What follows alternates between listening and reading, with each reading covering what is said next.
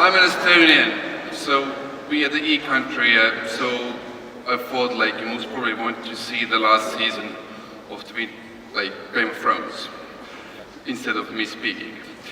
So yeah, if you want the script, we can talk afterwards.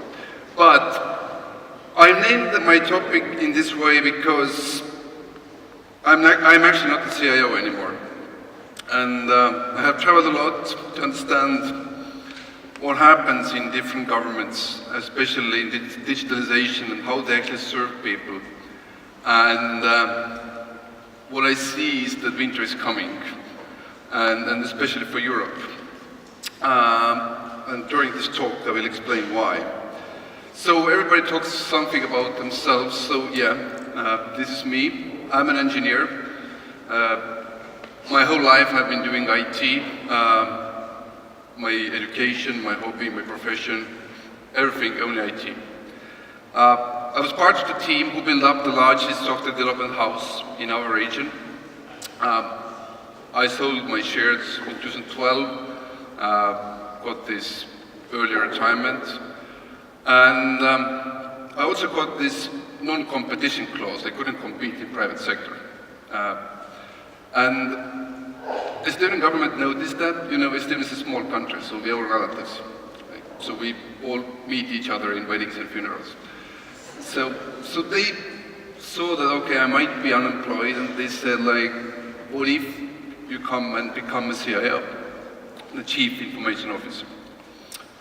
And obviously I said, oh, come on, no way. I'm an entrepreneur, and if you're a healthy, normal person, you don't work for the government. So, but they were very, how to say, persuasive. I mean, like they stayed and keep connecting me, and finally I said yes. I had two conditions. One, I wanted a parking spot behind the government building, and second, like full political support. How crazy the idea is, and I have to say it was harder to get a parking spot. And now, after 4 years, we achieved a lot, and I want to talk about just one simple stuff we did. So, before we start, I know that you are actually not the right audience, but I still ask this question from you. What was the way to buy music 20 years ago? Just 20 years ago? Yeah, you're absolutely right. 20 years ago, the only way to buy music was to go to the local music store and buy a CD. And you had to buy the whole album, even if you liked only one song. So to get the meaningful playlist, you had to buy many CDs. And it was quite, how to say, like ripping them into these MP3s and then creating this playlist. It was difficult. Today, nobody buys CDs anymore. And also, so we can say that technology has changed. But together with the technology, what has changed is the way how you use that technology. So, people don't buy full albums anymore. They just buy the songs they like, or even better, they pay $10 per month and they get the subscription-based the whole music in the world. That's the way how we do. So, with just 20 years, technology has changed, the way how we listen to music have changed, and an industry that everybody thought is very conservative was radically disrupted. Only just with 20 years. Another example. Are there any Finns in the audience? People from Finland? Okay. Almost half. Can't be. So this is the share of Nokia smartphones 10 years ago, just 10 years ago. And 5 years later, they own more than 50% of the market. 5 years later, just 5%, even less. Today, basically, almost zero. So you can basically have the whole world, and then you're crushed, and you're nothing again. And something small starts and becomes big. So that's the baseline of my story. I come from this country, Estonia. I just put it in the map, like in case you, I mean like, you know, but you're the digital nomads, but you, I mean, if I see you, I see that you prefer all those warmer climates like Brazil and Morocco. I mean, we live in the latitude of Alaska. If you come in July. That's the only month when we don't have snow. I mean, but this slide is actually extremely important because this slide shows why Estonia is an e-country. You see, people-wise, it's a small country, only 1.3 million people. But land-wise, we are enormous. Land-wise, we are bigger than Switzerland, or Netherlands, or Belgium, or even Denmark without Greenland. So we are a huge country. So when we broke apart from Soviet Union in 1991, it was clear for private sector and for the government sector that we have lots of land, not too many people. So if you want to, like how say, build an efficient economy, if you want to build an efficient government, we need to push people towards self-service. Luckily, internet came on the same time. So what we started to do is push people in every area to use e-services, or like, basically, you should, I'll say, be able to serve yourself. We can't have a bank office in every small town, we can't have a government officer in every village. It's impossible. There is not enough people to serve other people. So that was the push towards the country. That's why we started creating all those great stuff. I mean, like ID cards we copied from Finns, and Germans don't freak out. I mean, like we have the national personal code, and we are not ashamed to show that. Like so, that's we copied from Swedes. So we copied a lot until there was nothing to copy anymore. So we had to start thinking ourselves. Like so, like we are the only nation, for example, who uses digital signature. The preferred way to sign documents, to interact, is digital documents. So if you approach Estonia with paper contract, they get suspicious. Why you use this old-fashioned, non-environment friendly method? Is there some kind of a small print? Do you want to fake the date of the document? Do you want to fake the signature of the document? Do you know that there is apps in App Store, like with the help you can actually fake any physical signature with less than 20 minutes? How can you trust that kind of analog society? I can't understand it. And my society either. Like, we can't understand why you trust those old-fashioned analog society. Why you say that it's actually more secure than digital society? Or it's more privacy protected than digital society? I mean, Michael Schumacher had this terrible accident, and he was treated in Swiss hospital, and his patient record was leaked. How? Swiss hospital. Swiss. Swiss, like secure, like patient secret, like bank secrecy, like Swiss hospital. How? If a patient record is on paper, everybody has a phone, every phone has a camera. Who took the photos? Nobody knows. In Estonia, no patient record is on paper. Everything is digital. So even if you want to picture the screen, you have to get the information into the screen. But every time you do that, you have a trace in a log. So, like, which, like, analog world is protecting my privacy more than the digital one? And I can't understand why basically normal countries like Germany can't understand that. But that's not the point. For them, winter is coming. So,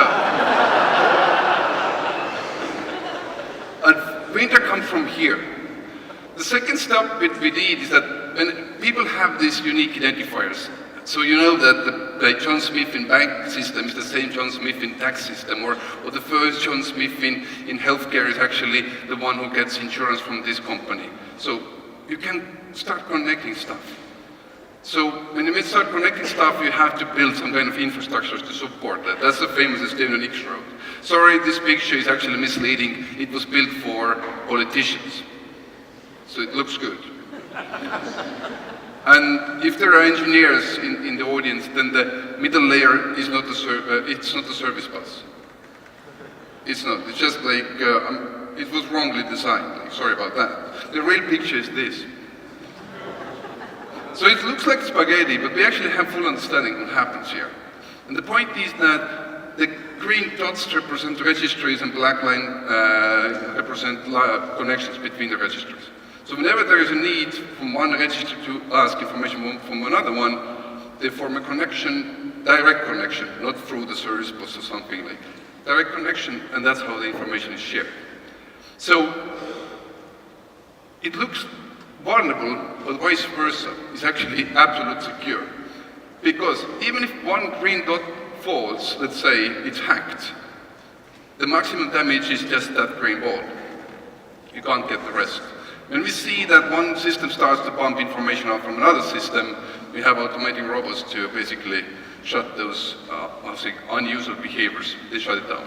And then it's investigated and fixed. But it gives us enormous power. It gives us a power to build, seamless society. The thing that, things just happen. People don't have to run or hassle around with papers. They don't have to do the tax. All this just happens seamlessly in the system. And it's not only government. It's private sector connected to the government. And that's the dream we want to build. The best service is no service. And that should be the ideal of the e-government. So, for example, if something happens in South Estonia with you, you break a leg or something, and you're treated there in South Estonia, but you live in North. And next week you go and then you have to do the re-examination, etc. Everything is there, like all the medical records, the X-ray pictures, because we believe that if the doctor has the full information about your health, they could actually provide you better healthcare. So, once again, it's not that privacy, data protection issue. I mean, we still really care about people's privacy. And the way how we actually achieve that is that they become their own big brothers. I mean, this is an outcome from the logbook of e-health system. This is me, so I can see who has actually seen my data. I can see that all those 3 doctors I know, and if there's a name I don't know about, the person gets instantly fired, or if the information is shared to the third person, let's say journalists, instantly to the jail, no question asked. So, and that's the way you can get, trust inside the society. So people starting to trust the whole system. And in this way, we have been very flexible. Estonia is not the richest country in Europe, and we actually were before Second World War, but then our development stopped for 50 years, and then we had to start again. And now we have an enormous goal. We have to catch up with Scandinavia, but still takes some time. But wait, you can help. And how you can help? 3 years ago, as a CIO, I thought, okay, we can be more efficient, but if you're more efficient, you basically cut costs. And cutting costs means that there is a limit somewhere you can't cut anymore. But on a revenue side, there are never no limits. On a plus side, on a revenue side, sky is the limit. So I really wanted to help my country to make my country great again. I know. You have heard that before, but I truly mean it. So, if you come from private sector, if you're a successful entrepreneur, and you have this goal that, can I help my team, or can I help my country to become great again? You start thinking, okay, if you want to make your people and country more wealthy, you need more revenue. To get more revenue in private sector, it's quite simple. If you want to sell more, you just need more customers. Like, that's the point. I mean, like, conquer a new market, move to the US, I mean, like get more customers, sell more, and then you get more revenue. You have a chance to get more wealth to your people. So, who are the, let's say, customers of the country? They first thought you have citizens. No. Come on, like, if you travel to a foreign country, you're not the customer of the country? You are. So basically everybody who is connected with the country, like directly or indirectly visiting it, they're all customers. Portugal benefits a lot from tourists. They're not citizens, but they're customers. Like, in Estonia we have a problem with tourists. They're bloody better. And like cross-country skiing is not popular sports, you know. So, and I put the challenge that what if there are 10 million of us? What if Estonia becomes something meaningful? Like Sweden.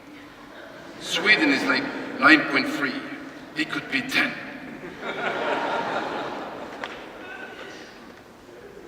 That's a goal. So I wrote an essay, like, what if, I mean, we become a great again, and by 2025, Estonia is a 10 million nation.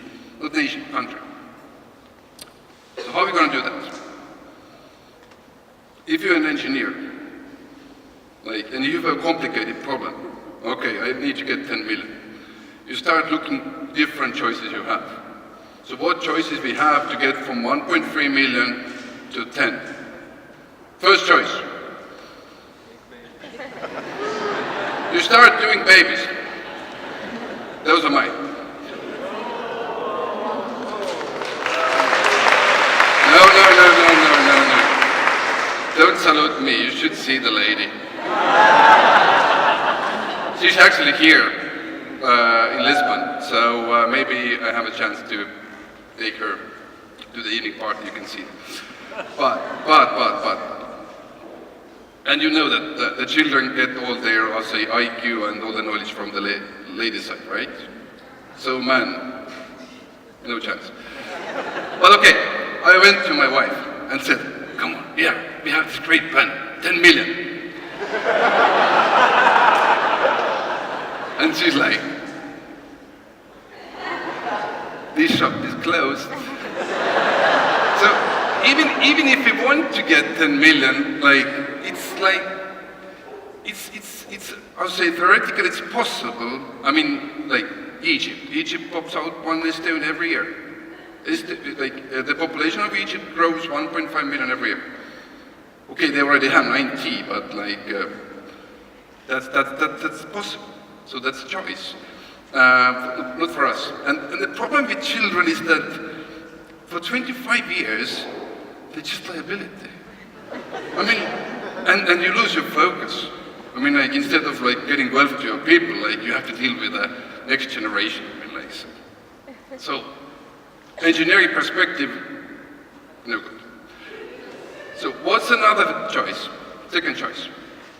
Many countries have, like, let's say, UK, US, Sweden, Germany, they all have benefit from that. Immigration! That's like most common way to increase your customer base in modern world. Even though they say that they should build a wall and stuff, like, come on, look at the numbers. But here Estonia also has a problem. Nobody wants to come. I mean, last year we got 7. It was this. That's a shame, that's a problem. I mean, like, if you live in a latitude of Alaska, I mean, it's understandable. Like, so, and also we have a huge competition up north. I mean, like, there are Norway, Sweden, Estonia. Huge amount of social benefits, no benefits. So mainly, what's your choice? So, I mean, all those 7, I mean, I think they're back in Germany now, so that's not an option. Even though we truly try, I mean, like, but if you have like 10 months bad ski weather every year, I mean, like, so that's not the place. I mean, for us it's good, because if you have like very terrible weather outside, what you do? You stay inside and you program. That's why we are e-country.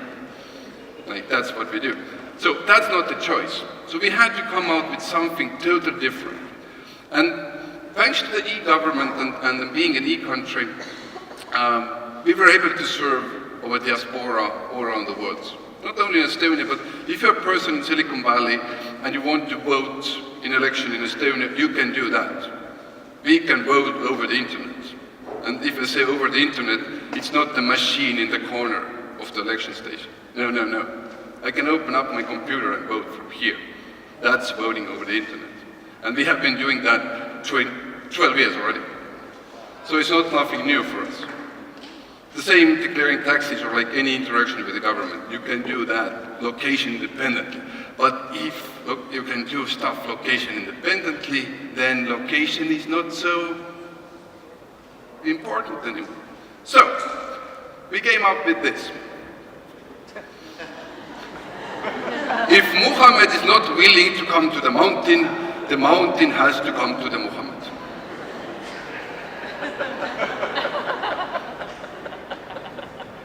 So we started, we created a new status. The status is e-residency, or like let's say digital citizenship. So it doesn't give you a Schengen visa.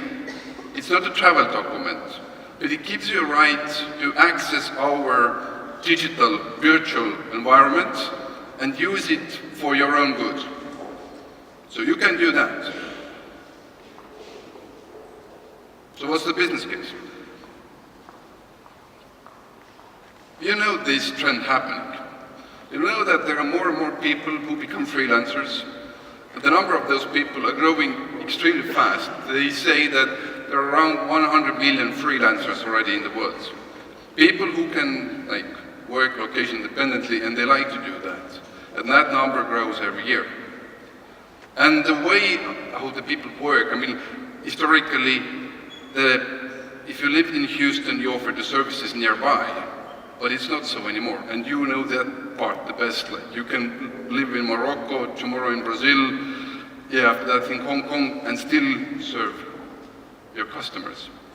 But who serves you? Do you have enough flexible tools and environment for this? So, different cases. If you want to know more, there is a company, Leap in the corner. That's one of the companies who helped e-residents to get the perfect environment for themselves. Brexit. Are there any people from UK? Thank you. Thank you. Thank you. Brexit was organized by Estonia. So don't blame the ugly guy and the fat guy. It was us. Because when you now become outside of European Union, but your customers are still inside of European Union, you need a legal body inside of European Union, and you need to run that legal party from outside. So, the best way to do that is to become an e-Estonian. You sit in London in your kitchen, or in Morocco, or in Bali, and you rule and run your European Union question asked. The same with a bank account and everything. That's the solution. Or Diego. Actually, the program was designed for Diego type of guys. You live in Brazil, you have European customers, you need to do your SEPA payments fast, and you need to do money transfer fast. For that purpose, you need a European bank account and everything. What is a solution that you can control by yourself, not through directors or some kind of taxation optimizer, helpers, or something like that? Become an e-Estonian. Turkey had a challenging new financial rules. For example, a financial institution who provides financial services needs to have a head office in Turkey last year. PayPal said, buy that market after that. And companies, Turkish companies who actually relied on PayPal, now what? What's our choice? You become an Estonian, you create a European legal entity, bank account, voila, and you continue to do business. Ukrainians have a tough time to sell their stuff in European markets. It's very hard to transfer money between Western Europe and Ukraine. What's the solution? Become a virtual citizen. So what we see is that there's a need for virtual citizenship type of thing, even though it's not a travel document. I mean, the way how we work and how we want to work and the way how the current, society works in most countries, they're not aligned. The same way, I mean, like, we had to buy CDs because that was basically the only way to listen to music. But now we see that the way how we enjoy music today is way better than it was 20 years ago. So we don't have to carry all our CD sets with us to get the meaningful playlist. We can create our own, and we can access it from the cloud whenever we need it. Can the public services be built up in the same way?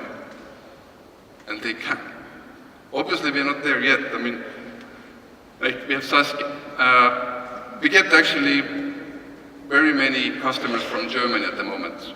And first of all, we couldn't understand, why? Why you are already inside European Union, you're already inside of Eurozone. Why you want to become an Estonian? What's the benefit? And the benefit is bureaucracy. It seems to be that running a freelancer company in Germany is as much bureaucracy as for BMW. So if you're an artist, if you are a marketing manager, or you're a freelancer, you're not good at accounting or reporting. You're good at what you're doing. So can you actually outsource that? Can you have a totally hassle-free environment for 75 euros per month? So that I don't have to deal with any kind of reporting and stuff you do for those government. 75 euros per month. Is it possible? Yes. Libin and some other companies providing that service. It is possible. There are still some gray areas, taxation, for example. I mean, we don't want to become a new tax haven, and we are not a new tax haven. Even though it's still a gray area at the moment. I mean, if you plant your company in Estonia, if you keep your money in a company, in Estonia there's no corporate tax. So you only tax when you take money out of the company, then it's 20%. But if you reinvest the money inside the company, it's zero tax. But we don't like that. We don't want to be a so-called, tax haven. So our plan is that, if you're a totally digital country, you can calculate. You can calculate who else should benefit from your tax money. I mean, avoiding taxes, I think nobody has it's not a plan. The thing is that if taxes are fair, and if they're easy to pay, most probably you would like to pay them. I mean, for us, we don't want your taxes because you're not using our roads, you're not using our healthcare, you're not using our education system because you are not physically in Estonia. So you use some electricity, but you pay for that. So why should we tax you? What's the excuse? There's no excuse. On the same time, let's say you live in Germany. You use their roads, you use their healthcare, education system, you should contribute to that.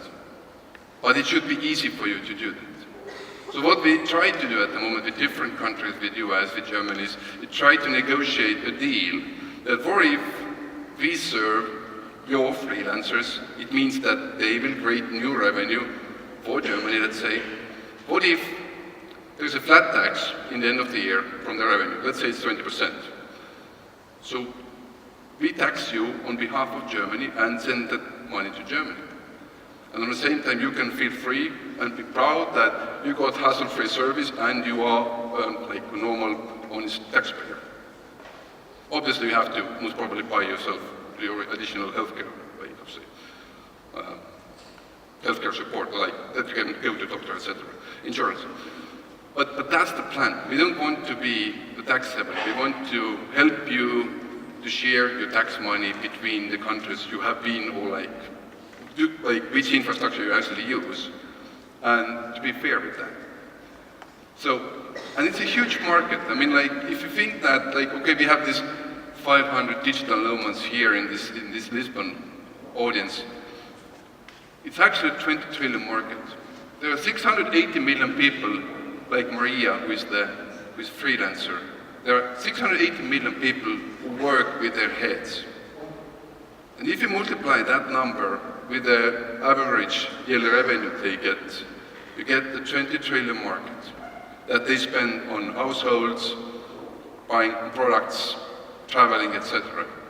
It's a question which country serves those people. And winter is coming for those countries who can't understand that public service will have the same kind of transformation like the music had during the last 20 years. So for those countries, winter is coming.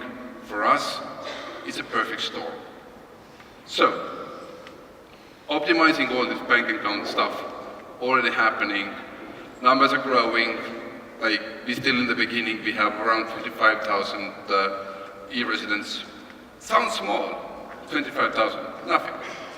But we have 650,000 working age people. So 25,000 extra is actually 4% growth in a couple of years.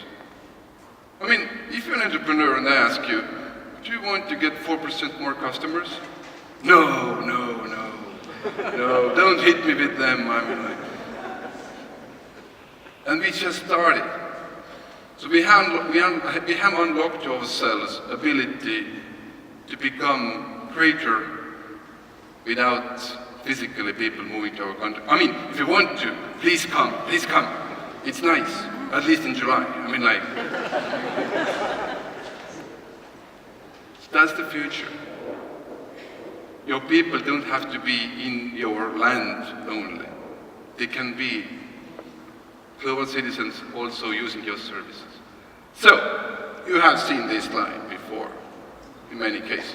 Most probably we have to delete Uber soon, but Airbnb still counts and Facebook still counts. So I changed this a little bit.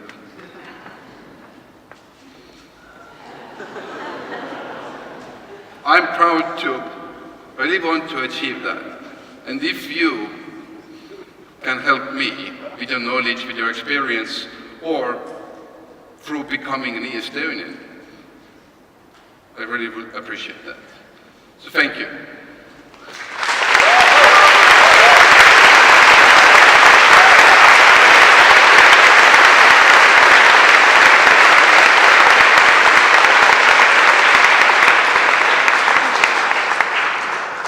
When I started to talk about those things, they were like this.